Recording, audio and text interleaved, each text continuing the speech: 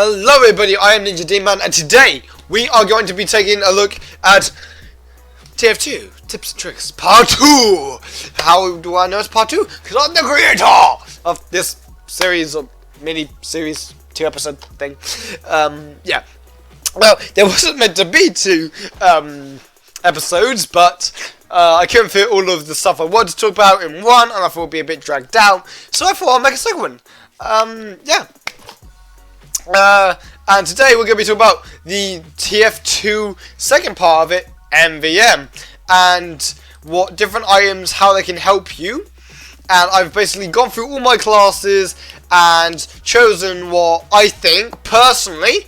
I know a lot of people agree, a lot of people disagree with these items, just what I think.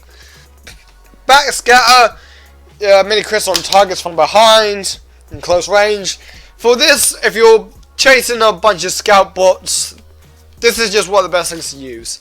Mad Milk gets health off for enemies. Phantom War crits them. Right, this is your main stuff. Liberty Launcher, and this is something, a bit of discussion I would like about. The festive, the buff banner. I just got festive because, you know, I like the pretty lights. A lot of people would rather use the base jumper and the airstrike, and I use that loadout myself personally. The other one is just something else people use, and the reason is the base jumper makes it so the airstrike is more efficient, but the buff banner gives your entire team it. You can't have these two weapons together, because this whole idea is that you're rocket jumping and you're away from everyone else. And I'm pretty sure you'll be out of range from the buff banner. So you got to pick one or the other. Sadly, you can't have both. I personally just like the Liberty Launcher for this. I know people use the Beggar's Bazooka because it can fire more, but personally I just like the Liberty Launcher. And finally we have the Disciplinary Action. Basically you just boost you and your team forwards, get on front lines quicker, and that's basically what it's used for. But if you're walking, you should just rocket jump, so not too sure about that. Pyro, we have the back burner, the boomstick. I'll tell you why you will use the boomstick or your shotgun and not the festive tap, the flare gun, because that will only do 1 damage, but the reserve shooter is for anything in the air, but you're not really going to get a chance to do that, so yeah, just a normal shotgun would do. The Postal Pummer is 100% mini creep from behind. Again, you come on the idea of you're chasing after the robots, so you're doing more damage. So yeah, if you have to use that, it's probably because you've run out of ammo on these two, and that's kind of last resort. But yeah, back burner, it's not something you'll be air blasting with, but if you're chasing after a big crowd, this thing gets the job done easy as pie. Now with the Demo Man, for me, I personally like the loose cannon, because that's what I prefer.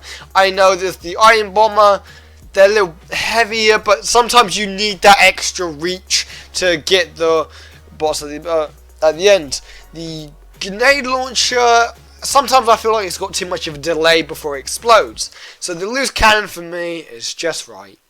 Now here, I prefer the normal Sticky Bomb Launcher or the Scottish Resistance. The Scottish Resistance, you can put like 16 sticky bombs down somewhere, massive pile, all explode. Or you could have set traps throughout and throughout. The reason I like to use the normal one is just because it's with the Scottish Resistance, you have to look exactly where the people are. Sometimes that can be really helpful, sometimes that can be really painful. Because say you try a rocket jump, sticky jump out there, you have to wait like 2 seconds for that thing to be armed. If you use that, they're basically armed by the time you shot them down. So yeah. So this would be the wise idea for everyone else, but personally, for me, I would use the rooftop, the sticky launcher. Sorry, all the names, I'm sure I remember like the original names because all the skins and all that. For Heavy, Hoovy, the Man of Solid Russia, we have the Brass Beast, longer spin up time, more damage, 20% damage resistant when spun up. I didn't actually know that, but that's quite cool. Sandwich, so you say your medic is low, you right click, throw that to him, he's all healed up. The warrior spirit, 30 damage plus health on hit, which is pretty good. Minus 20 health on wearer. This is, I honestly don't have anything better. I would have just used the frying pan, to be honest, but that's something I've seen quite a few people use, and I don't think you're going to be getting that many melee fights. Here we have Engineer, or NG. Rescue Ranger is a must-have, because if you're playing Engineer, that means there are going to be Sentry Busters. You never see a Sentry Buster without an Engineer. So, you go and rescue it, you can repair it. It's just one of the best things to use. If you're not a fan of the Rescue Ranger, you can either just use a normal shotgun or the Widowmaker. Not a fan of that, but yeah, the Jag is now the new and improved Jag, or new improved wrench. Basically, it has faster hit time, so you can build your sentry up quicker. It does less damage, so, but to be fair, if you're letting robots get that close to you, yeah, you should always keep them at bay. I personally use the pistol, because you get so much ammo, and it's great for defending yourself. A lot of people use the Wrangler. That's their choice. I would rather let the sentry focus on one thing while I'm killing as many robots as I can separately. The construction pad. As I'm talking, that's the only one you can get. You can get strange ones, but hopefully the new update that's coming out soon will give us, I know it will give us a new PDA. Hopefully that will just look really nicer, so we can finally have that box with something else. Finally, medic. Okay, this is actually fine how it is. I personally love the Crusader's crossbow, mainly because I can shoot someone, it will heal them from far away. I don't have to be right up their buttocks. The Kritzkrieg is, you will get a lot of debate over the Kritzkrieg versus the normal medigun, but the normal medigun will make you invincible, but you won't do any more damage. The idea behind the Kritzkrieg is you give crits to whoever you're charging, and they do enough damage to kill it, so you don't have to be invincible. That's the gist of it. And the Festive and the Ubersaw, because if you kill something, it will just build towards your crit. Or, yeah. Sniper, if you're playing Sniper, I honestly don't know. I have never played Sniper in MBM, so this is just something I threw together at last minute.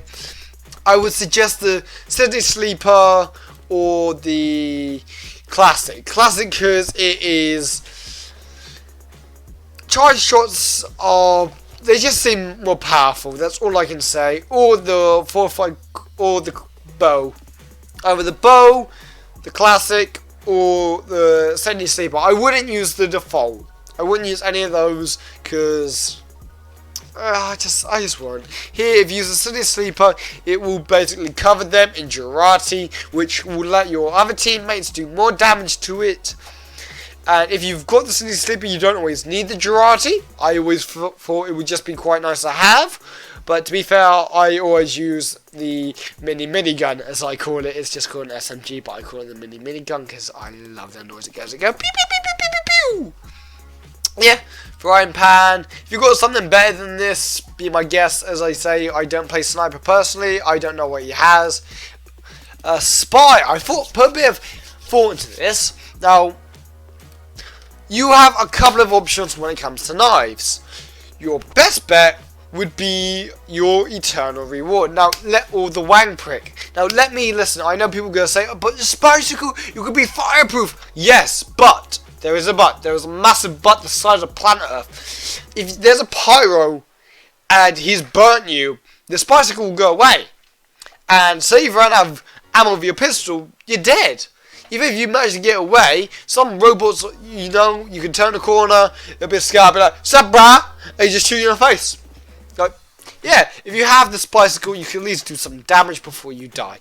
And your eternal reward, have you ever conquered heavies? Like heavies, they walk in a straight line. Robot heavies, like with the shotguns, you just backstab and backstab and backstab, and you instantly disguise with the new Spies update. It takes even less time. It is so quick. The other robots won't notice, and it is just a really good knife to use. The big earner gives you more cloak, but getting speed, that is good, just not my preference. I would say your eternal reward or the default knife, because big earner's okay, but it's you have speed on, but sometimes I figured out when I'm running away a spy in MVM, I'm more likely to run into a robot than away from them. If you play this, you'll understand what I mean. So your eternal reward and your wang prick, and you're good. And that's pretty much for all MVM. I'm going to quickly get into some gameplay, and I'll pick a class at random, and you'll see what happens.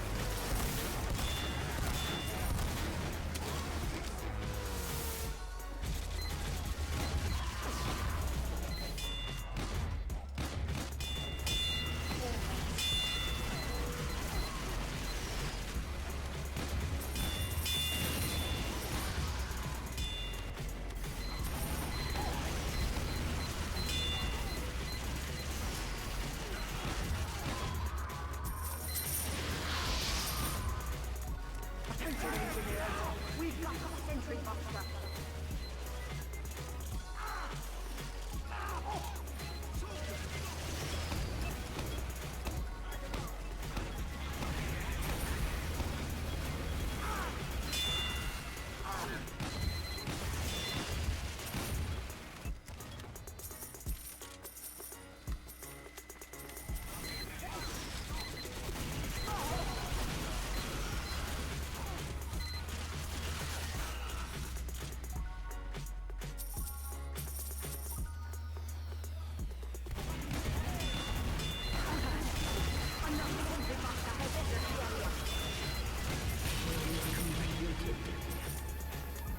Quickly find an upgrade station.